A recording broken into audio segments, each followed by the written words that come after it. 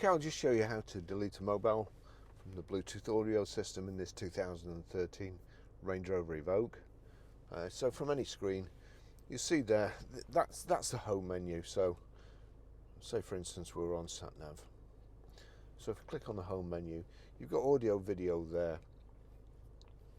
modes, audio, video, nav, phone there.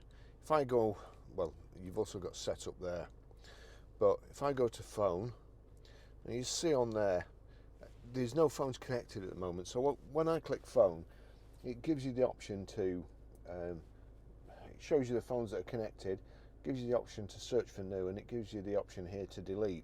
That's what I want to do. So remember that there's got to be no phone connected for this menu to come up, otherwise it'll just connect automatically. So delete. Delete Barry's iPhone 12 Pro. Yes, that's it gone.